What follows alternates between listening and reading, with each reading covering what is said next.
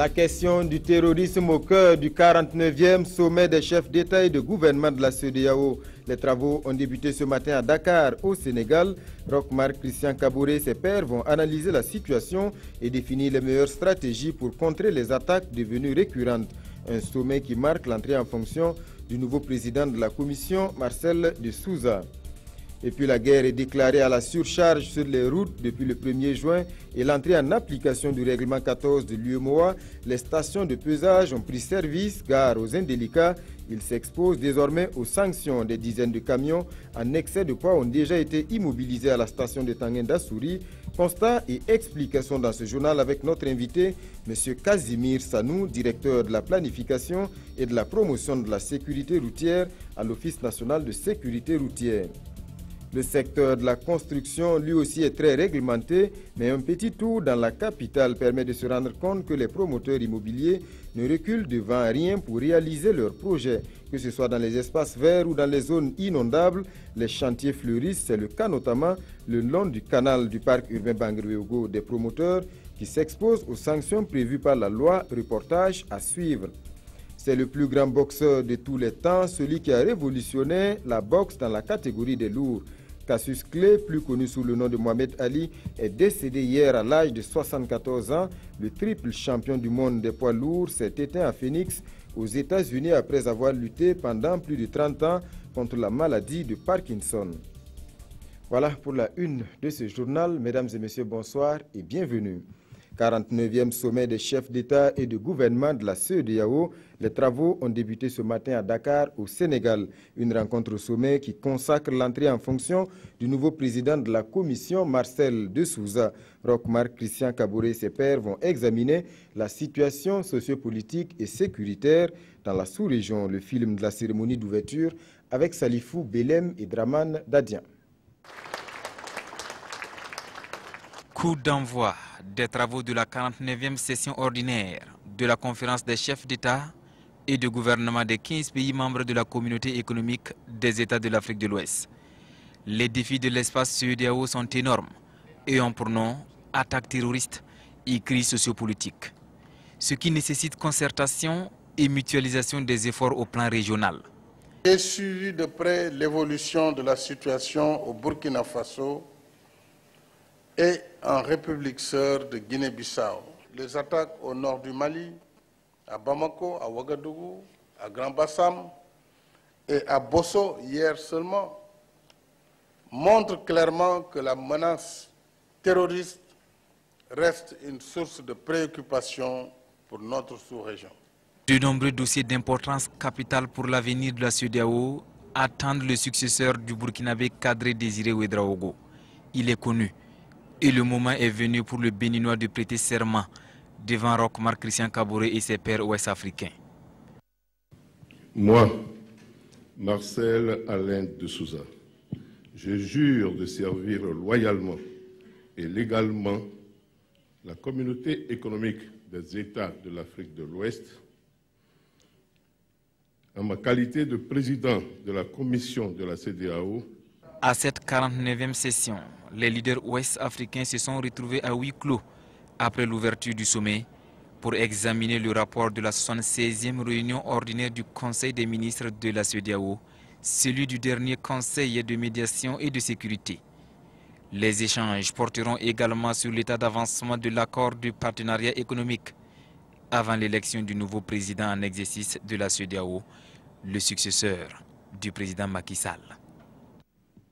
C'est hier dans l'après-midi que le président du Faso est arrivé à Dakar. Roch-Marc Christian Kaboré est aussitôt allé à la rencontre des Burkinabés du Sénégal. Les échanges ont porté sur l'actualité politique, économique et sécuritaire au Burkina.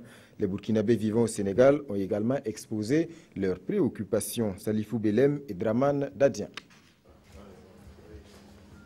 Le président du Faso à la rencontre des Burkinabés vivant au Sénégal.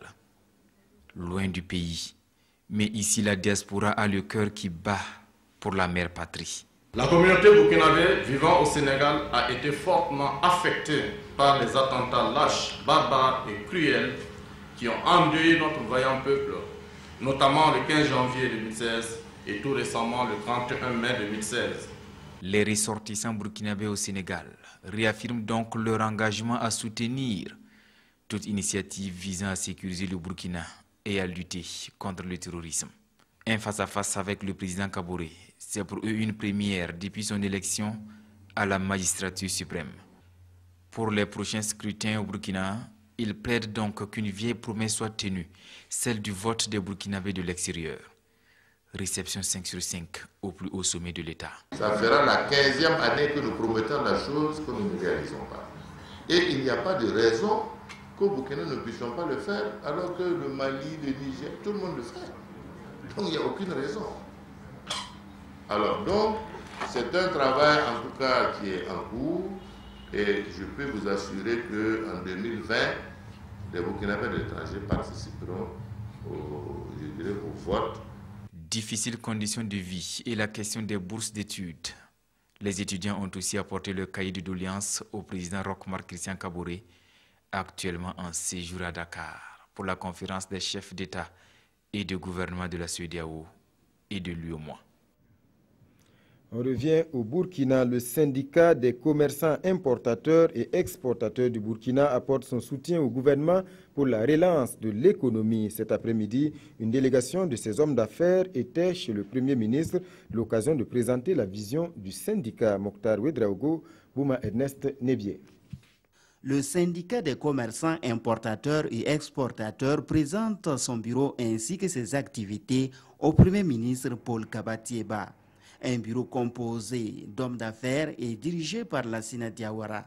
Nous avons d'abord tout de suite transmis au Premier ministre l'ébauche d'une étude que nous sommes en train de faire sur la fraude, voir comment on peut améliorer les recettes fiscales, quelles sont les préoccupations des différents secteurs d'une façon transversale, que ce soit dans l'industrie, que ce soit dans le commerce ou même les services.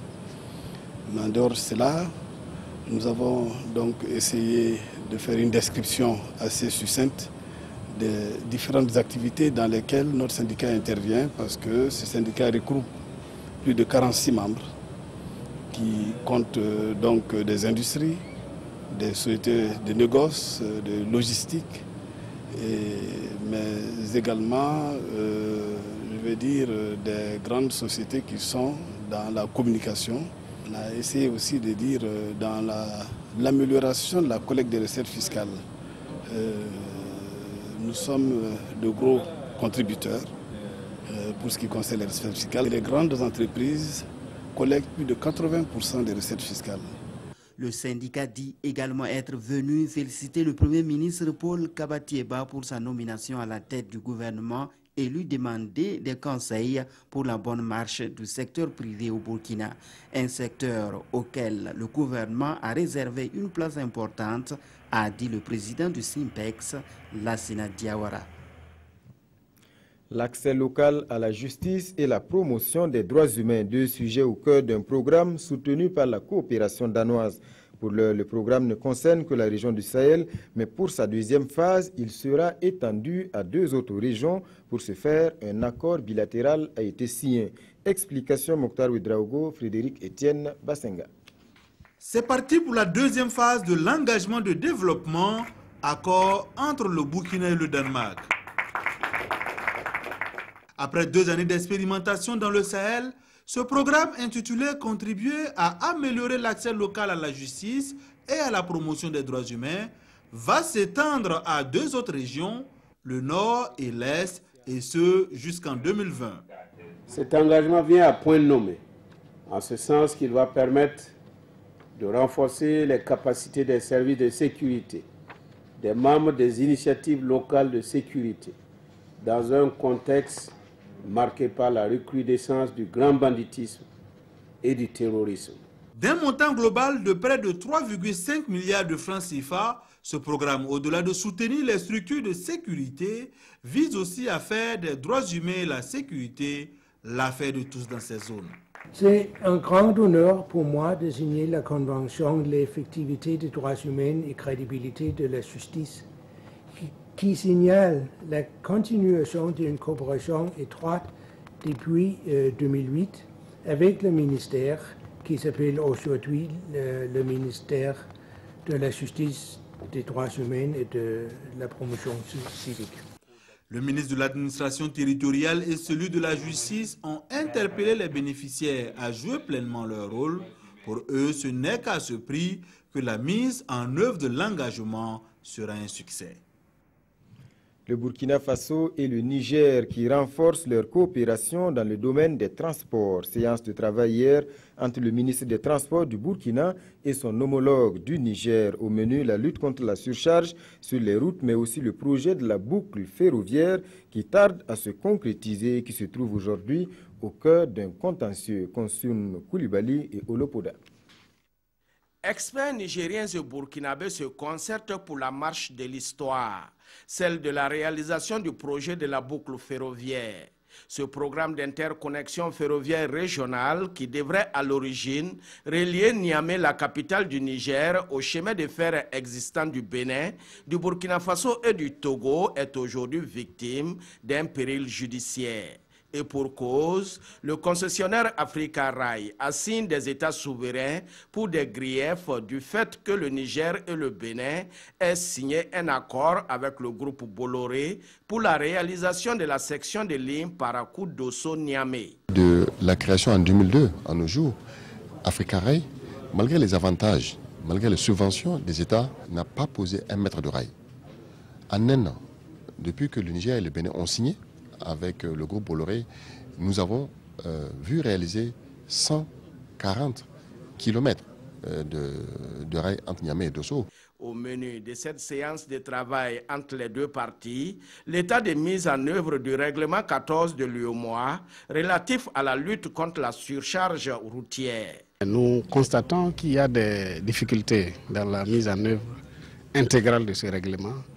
Et nous avons, de concert avec notre pays frère du Mali, demandé à l'UEMOA si d'ici la fin juin, ils peuvent convoquer une réunion des ministres de l'UEMOA et du Ghana et de la Guinée pour que nous puissions revoir. Cette réunion technique matérialise le renforcement des liens de coopération et d'amitié entre le Burkina Faso et le Niger dans le domaine du transport. La lutte contre la surcharge, justement, c'est tout l'objet du règlement 14 de l'UEMOA. Il est entré en application depuis le 1er juin. Au total, 9 stations de pesage ont été mises en place au Burkina Faso. Celle de Tanguy-Ndasouri a déjà vu passer une centaine de véhicules. Une vingtaine d'entre eux ont été épinglés pour dépassement de poids. Les amendes sont de 20 000 francs par tonne supplémentaire pour le transport national et 60 000 francs pour l'international, une mesure qui vise à protéger l'intégrité des routes et à garantir leur longévité. Constat Alidou Badini et Oumou Sissé. La station de pesage de la charge par le cieux de Tanguy-Ndasouri est en marche depuis le 1er juin 2016. Tous les gros camions sont soumis désormais à cet exercice qui consiste à les peser. Quand un camion arrive, il monte sur la bascule, en fait là où il y a les plateformes déployées. Le poids de chaque essieu est enregistré et transmis à l'UCC, qui maintenant transforme cette information pondérale-là en information numérique qui est maintenant retransmise à l'ordinateur, sur lequel en fait il y a un logiciel de gestion des pesées. Avec l'application du règlement 14, tous les pays de l'UEMOA doivent mettre en place des stations de pesage par le cieux pour résoudre le problème des surcharges des gros camions. L'objectif recherché à travers ce règlement 14-là, c'est d'améliorer la sécurité routière et également les facilités de transport. Depuis la mise en application du règlement 14, une vingtaine de gros camions a été immobilisés à cause du non-respect du poids imposé. Un véhicule lourd de transport peut ne pas être en surcharge au niveau du poids total autorisé à la charge, mais être en surcharge au niveau de l'essieu. Les conséquences sont lourdes pour les chauffeurs. Il est prévu dans le règlement 14 que ces chauffeurs, selon que le transport est au niveau national, le chauffeur devait payer 20 000 francs par tonne supplémentaire. Quand il s'agit d'un transport international, les chauffeurs devaient payer 60 000 francs par tonne supplémentaire. Des amendes que les chauffeurs trouvent élevées. Néanmoins, ils reconnaissent être au courant du règlement 14 depuis plusieurs années déjà. Depuis 2007. Nous sommes au courant depuis 2007 car même avant le 1er juin, nous avons été beaucoup sensibilisés. Et comme on disait que l'entrée en vigueur du règlement, c'est le 1er juin, on se disait qu'on pouvait passer et que cela sera vers le 2 et le 3 juin qu'on allait sanctionner les surcharges. En plus des amendes, les camions en surcharge sont également soumis à un délestage. Il consiste à immobiliser le véhicule et à transférer le surplus dans un autre véhicule aux frais du chauffeur. Les plateformes de plus de 200 000 tonnes, comme les ports et les usines, sont également concernées par ce règlement. Ils doivent se munir des outils de pesée à l'entrée et à la sortie de leur plateforme. En cas du non-respect, l'amende est de 50 millions de francs CFA. Le règlement 14 de l'UEMOA a été institué depuis 2005 et il a fallu attendre le 1er juin 2016 pour son application.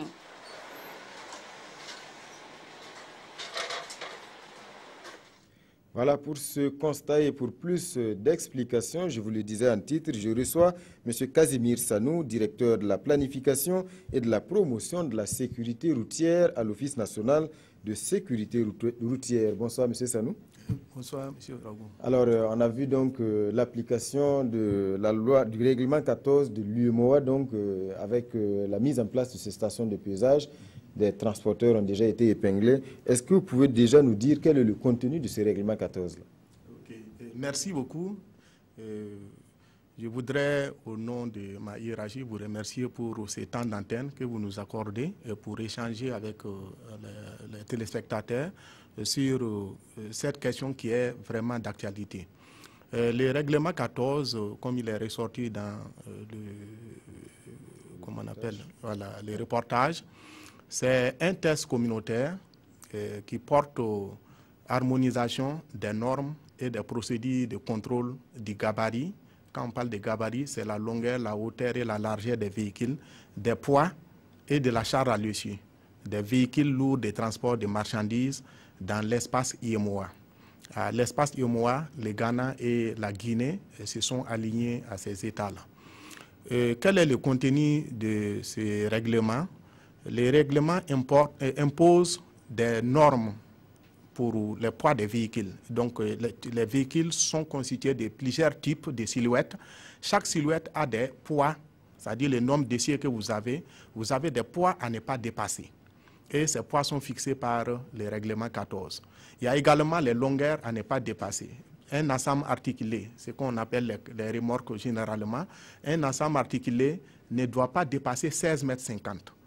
Et donc, ça c'est pour ce qui est des gabarits.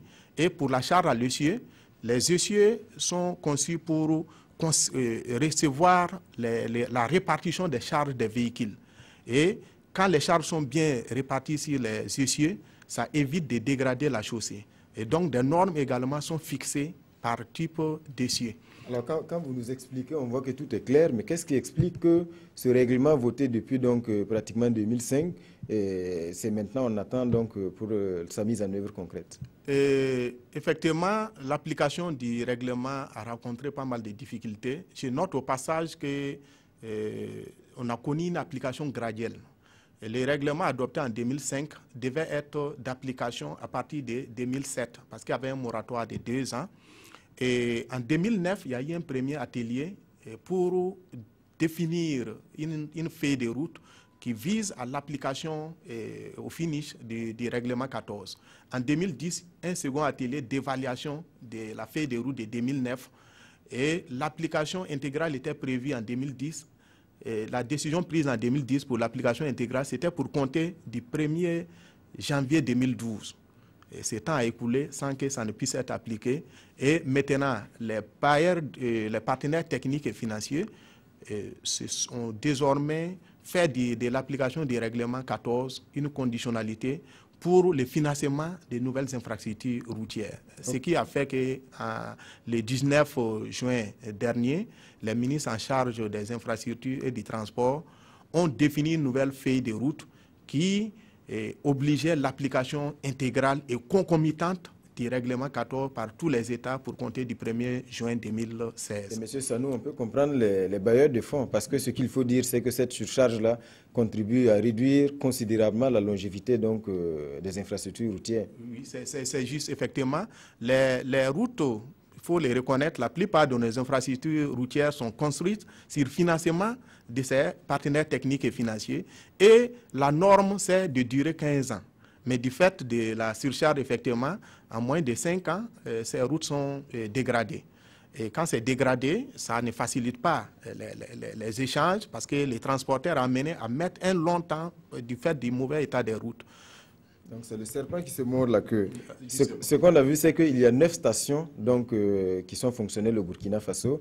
Est-ce que ces 9 stations-là sont suffisantes pour quadriller l'ensemble du territoire et s'assurer qu'aucun véhicule en excès de poids ne puisse traverser le territoire? Les 9 stations ne sont pas suffisantes, puisque au-delà de ces 9 stations, il faut noter qu'il y a des postes mobiles.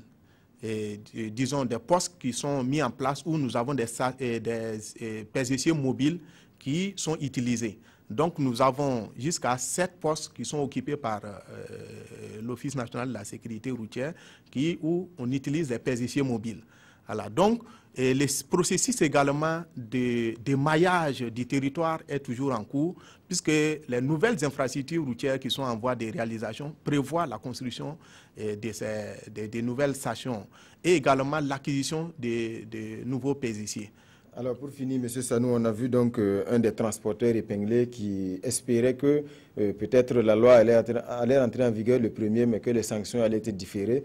Est-ce que vous pouvez revenir un peu en détail sur ces sanctions-là? Que risquent aujourd'hui les transporteurs qui transgressent ces règlements-là? Ok, merci. Effectivement, le non-respect des normes de chargement du véhicule, si c'est par exemple hors gabarit, ça c'est 100 000 francs que le propriétaire du véhicule doit payer. Si maintenant c'est hors gabarit du fait même de la construction du véhicule, ça c'est 500 000 francs et le véhicule est mis hors de la circulation. Par exemple, j'ai parlé de 16,50 m pour les ensembles articulés. Si un véhicule mesure 18 mètres, on le met hors de la circulation et le propriétaire paye 500 000 francs. Mais maintenant, pour les dépassements de la charge, ça fait 20 000 francs par tonne supplémentaire s'il s'agit d'un transport national et 60 000 francs par tonne supplémentaire s'il s'agit d'un transport international. Et le véhicule, le trop-plein, est déchargé dans un autre véhicule. Puisque si l'intéressé continue avec la surcharge, il va dégrader la route jusqu'à destination. Et ce n'est pas tout, puisque les structures émettrices de fret de plus de 200 000 tonnes par an sont également astreintes à s'équiper en équipement de pesage du poids et de la charge à l'essieu. Et le défaut, ça fait 50 millions. Et également tout véhicule qui est chargé dans l'ancêtre de ces plateformes-là, lors du contrôle, il n'aura pas de ticket et il est verbalisé à 200 000 francs. Okay. Merci M. Sanou pour toutes ces informations. Un rappel, mesdames et messieurs, je recevais M. Casimir Sanou, qui est directeur de la planification et de la promotion de la sécurité routière à l'ONASER. Le secteur de la construction, lui aussi, est très réglementé, mais un petit tour dans la capitale permet de se rendre compte que les promoteurs immobiliers ne reculent devant rien pour mener à bout leurs projets, que ce soit dans des espaces verts ou dans des zones inondables. Les chantiers fleurissent. C'est le cas notamment le long du canal du parc urbain Bangreweogo, des promoteurs qui s'exposent aux sanctions prévues par la loi. Reportage Moussa Ouedraogo et Aruna Mari. Des constructions illégales à l'appel dans la ville de Ouagadougou. Aux abords du pont du canal du parc urbain Bangreweogo, des parcelles en plein chantier. Pourtant, il est formellement interdit d'y construire. L'associé du promoteur de cette propriété, qui s'étale sur plus de 8000 m², dit ne pas comprendre cette décision du ministère de l'Urbanisme et de l'Habitat. Le ministère, à ce jour, ne peut pas ignorer les démarches déjà qu'ils ont à leur niveau, dont ils ont donné leur avis favorable. À ma connaissance, je sais que ça a été attribué par un décret présidentiel. Déjà, avec nos collaborateurs et nos investisseurs, on a déjà, après avoir eu les avis favorables, on a déjà fait objet de mettre d'investir plusieurs millions sur ce que vous voyez sur le terrain, mais en dehors de ce qui est sur le terrain, parce qu'il y a des partenaires déjà qui sont en jeu à l'heure actuelle. C'est de l'ordre d'un demi-milliard actuellement d'un projet qui est en train de s'effectuer à ce niveau. Hors micro, le propriétaire de ce chantier, situé de l'autre côté du canal, nous explique que le terrain lui aurait été cédé par un propriétaire terrien. Mais pas un mot sur le montant de la transaction et les papiers. Un ancien membre de la commission d'attribution des parcelles nous confie néanmoins que lors des travaux du canal, plus d'une centaine de parcelles, plus espèces sonnantes et trébuchantes, ont servi à dédommager les résidents. En dépit de l'interdiction griffonnée sur les murs, les travaux se poursuivent de plus belle. Ici, nous sommes effectivement le long des abords du canal du parc Bangrégo, qui a été aménagé à coût de milliards et pour lesquels les abords avaient été retenus dans le cadre d'un aménagement paysager et dont le projet même existe déjà. Il n'est pas prévu que ce soit occupé de façon illégale et que ce soit traité de cette manière-là. Il y a un projet là-dessus qui n'a rien à voir avec ce que vous avez constaté. Et donc, du coup, je pense que nous sommes dans un travail illégal que les gens sont en train de faire et pour lequel nous allons certainement avoir à revenir en arrière. Même constat au quartier 1200 logements où cet espace vert a été détourné à d'autres fins. Ici, non loin du rond-point de la Femme, ces ouvriers bravent également l'interdiction pour achever ce magasin.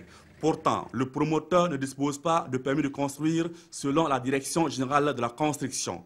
Le jardin Nyenenga, dans le premier arrondissement, lui a été éventré de sa verdure pour faire pousser ses murs. À la périphérie de la ville, précisément à Rayongo, la situation n'est pas non plus reluisante. Cet établissement en finition a été construit dans la zone inondable, matérialisé ici par ces bornes. Des lieux de culte ne font pas l'exception. Pourtant, les auteurs risquent gros. La loi prévoit d'abord, dans un premier temps, que ceux qui l'ont occupé illégalement libèrent immédiatement les lieux. Et tel que vous avez vu, il est évident que c'est des destructions qu'on sera amené à faire. Et ça sera d'abord à leur charge. Ceux qui vont prendre la charge de ramener le terrain à la normale et pour le restituer à l'État. Ensuite, ils vont être sanctionnés pécuniairement jusqu'à hauteur entre 1 et 2 millions. Les inondations du 1er septembre 2009 et les cas d'effondrement d'immeubles ont-ils servi de leçon aux populations? Rien n'est moins sûr. Mais une chose est sûre, tous ces travaux s'exécutent sous le nez et la barbe de l'autorité. Voilà pour ce constat. Les fidèles musulmans, eux, se préparent à entrer dans le mois sacré du Ramadan. Et l'Arabie Saoudite n'oublie pas les réfugiés maliens au Burkina Faso. L'ambassadeur du Royaume a remis 36 tonnes de dattes au programme alimentaire mondial pour soutenir ces populations en cette période de jeûne. Ali Doubadini, Ruth Bini, Ouattara. Une signature, une poignée de main, voici ainsi matérialisé un acte de solidarité. 36 000 tonnes de dattes pour venir en aide à ceux qui sont dans le besoin. C'est un geste du Centre d'œuvre humanitaire Roi Salman Abdelaziz de l'Arabie Saoudite au programme alimentaire mondial. Le seul sentiment qui prévaut aujourd'hui, c'est ce sentiment de solidarité que le Royaume a exprimé vis-à-vis des réfugiés, surtout à la veille de ce mois sacré de Ramadan. Et cette assistance dépasse le cadre alimentaire et rentre déjà dans un cadre purement moral et religieux surtout. Ce centre entend ainsi tendre une main secourable pour soulager les 30 000 réfugiés maliens vivant dans les camps de Goudebo et de Mantao dans le Sahel. La valeur de ce don est estimée à environ 54 millions de francs CFA. Ça rentre dans le cadre des œuvres du centre Salman Ben Abdelaziz pour aider les personnes nécessitées, surtout qu'à ce moment difficile. Donc le centre a lancé une opération pour les aider, toutes les personnes nécessitées dans le monde, y compris aussi au Burkina Faso. L'acheminement de cette denrée a été facilité par les autorités burkinabées. Elle vient en complément d'assistance que les réfugiés reçoivent du PAM. Après transport à Dori, la distribution devrait commencer autour du 20 juin. 500 jeunes volontaires burkinabés prêts à servir partout où ils seront déployés. Ils sont tous engagés dans le volontariat et ont eu droit à une formation sur la citoyenneté, la solidarité et la paix. Ils vont intervenir dans les domaines de la santé, de l'éducation et de l'agriculture. Paul David Bambara, Estelle Judith Assogba. La première vague de volontaires nationaux recrutés au titre de l'année 2016. Au nombre de 500, ces jeunes ont été formés sur le civisme et le volontariat. Ils ont prêté serment et s'engagent solennellement à se conduire partout où ils seront affectés en dignes et loyaux serviteurs. Investi dans un esprit de volontariat pour la promotion des activités de développement. Contribuer à résoudre les problèmes sociaux. Comme la loi le prévoit, la loi portant institution d'un corps de volontaires au Burkina Faso, chaque volontaire doit être formé, notamment dans les valeurs du volontariat. C'est l'occasion justement de leur inculquer toutes ces valeurs, de les former également sur le civisme pour que justement ils puissent être des vecteurs de certaines valeurs, paix, solidarité au sein même des structures dans lesquelles ils mèneront leur mission de volontariat. Ils sont aptes à servir dans le domaine de la santé, l'agriculture, l'éducation, l'appui à la décentralisation et à la protection de l'environnement. Nous avons préparé un programme pour le post-volontariat pour voir dans quelle mesure le ministère de la Jeunesse, de l'Insertion et de la Formation professionnelle pourrait toujours accompagner ces jeunes-là vers leur insertion socio-professionnelle. La mission de volontariat est un travail de patriotisme dans un esprit de total désintéressement. Et ces jeunes promettent d'être les dignes défenseurs du volontariat dans leurs différentes structures d'accueil et partout où ils seront. C'est le plus grand boxeur de tous les temps, celui qui a révolutionné la boxe dans la catégorie des lourds. Cassius Clay, plus connu sous le nom de Mohamed Ali, est décédé hier à l'âge de 74 ans. Le triple champion du monde des poids lourds s'est éteint à Phoenix aux États-Unis après avoir lutté pendant plus de 30 ans contre la maladie de Parkinson. Mohamed Ali est décédé. Il avait 74 ans. Cela faisait 32 ans qu'il était atteint de la maladie de Parkinson. Il était hospitalisé à Phoenix depuis jeudi pour un problème respiratoire. Son porte-parole avait annoncé alors qu'il se trouvait dans un bon état de santé. Le séjour devait être de courte durée. Pourtant, vendredi dans la soirée, plusieurs médias américains ont indiqué que l'ancien boxeur était dans un état grave. Il souffrait depuis plus de 30 ans de la maladie de Parkinson et avait été hospitalisé à 2 reprises, en 2014 et 2015, pour une pneumonie et une infection pulmonaire. Il débute sa carrière professionnelle en 1960 avant de devenir champion du monde en 1964 contre Sonny Liston. En tout, il sera champion du monde des poids lourds 3 fois. Son éternel rival, le boxeur George Foreman, a déclaré sur Twitter avoir perdu une part de lui-même. Mohamed Ali sera enterré à Louisville, sa ville natale dans le Kentucky. De son vivant, Ali était déjà une légende. Son sens de la répartie, ses engagements politiques ont fait de lui bien plus qu'un boxeur. Il s'éteint à 74 ans. I am the greatest. Son surnom, il se l'était lui-même choisi et personne n'a jamais trouvé rien à redire. Aux yeux de tous, Mohamed Ali restera comme l'un des plus grands boxeurs de l'histoire. Pour son palmarès, bien sûr, mais aussi pour son style peu orthodoxe et pour sa verve acérée. En 1964, il n'a que 22 ans et déjà un titre olympique en poche quand il devient champion du monde des lourds en terrassant Sonny Liston, pourtant réputé invincible. Son sens de la formule « je vole comme un papillon et je pique comme une abeille », son arrogance, avant chacun de ses combats il prédit à quelle reprise il enverra ses adversaires au tapis, contribue à faire parler de lui, tout comme sa conversion à l'islam. Oublié le Cassius Clay de Louisville dans le Kentucky, il change de nom pour se faire appeler Mohamed Ali. Et il rejoint la controversée Nation de l'Islam avant de prendre ses distances avec Malcolm X. Il refuse aussi de servir dans l'armée américaine et de prendre part à la guerre du Vietnam. Sport à présent, les étalons sont aux Comores pour affronter les Sélacant dans le cadre des éliminatoires de Gabon 2017. Ce soir, ils ont pris contact avec la pelouse du stade Saïd Mohamed Cheikh, l'occasion pour l'entraîneur d'effectuer les derniers réglages. Urbain Benito Sommet et Jérôme Tchenderbego. Il est 15 h lorsque les étalons foulent la pelouse synthétique du stade Saïd Mohamed Cheikh de Moroni. Paolo Duarte échauffe d'abord ses poulains, fait un travail de fond dans des jeux de passe, puis exerce ses attaquants devant les buts. Aujourd'hui, je peux dire que je suis plus content qu'hier. Je sens que les joueurs aussi, ils sentent que chaque jour qui passe, notre capacité de réagir, notre dynamique commence à devenir. Les gens attendent beaucoup donc, de cette équipe et nous voulons les rassurer que vraiment nous sommes derrière et qu'on les appuie toujours. Et vraiment cet accompagnement, ils en ont besoin. J'espère que demain, voilà, je vais être dans mon jour, voilà, pour me battre à 100%, voilà, pour l'équipe nationale, pour le pays. Voilà, je pense que si Dieu le veut, normalement, ça doit pouvoir marcher demain. Les étalons font des admirateurs parmi les supporters des Selacantes. Ils disent qu'ils vont nous supporter parce qu'à cause des pensées d'Alain, bon, ils disent que vraiment ils vont nous supporter. Oui. Est-ce que vous avez vu quand même quelques Burkinabés ici? Oui, non, il n'y a pas de Burkinabés, on n'a pas vu de Burkinabés. Selacantes étalons, c'est sur cette pelouse demain dimanche à 16h, heure locale, et 13h, temps universel. Voilà, bon vent au 11 national. À présent, la revue de presse des hebdos dans leur colonne cette semaine, l'analyse des résultats des municipales ou encore l'affaire des 57 véhicules disparus. Lecture croisée avec Touboum Evelyne Dabiré. La présidence du Faso serait à la recherche de 57 véhicules qui auraient disparu de son parc automobile à la fin de la transition, informe Gigi.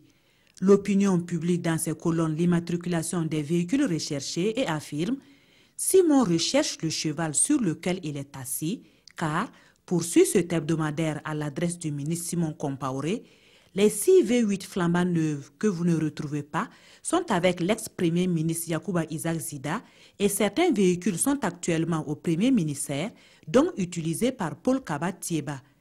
Gigi revient à la charge. L'opinion souhaiterait savoir également si les nombreux 4x4 qui ont accompagné Blaise Compaoré le 31 octobre 2014 étaient répertoriés dans le parc de la présidence et s'ils sont tous rentrés au parc après le départ du PF déchu. Mais lorsqu'on observe les numéros d'immatriculation des 57 véhicules dont fait qu'à le communiquer, on se rend compte que certains ont été immatriculés depuis plus de 10 ans. Ce ne sont donc pas de nouvelles voitures en tant que telles et on spécule sur leur état. Autre sujet analysé par vos journaux, la victoire aux élections municipales du MPP. Vers l'État MPP, interroge Gigi.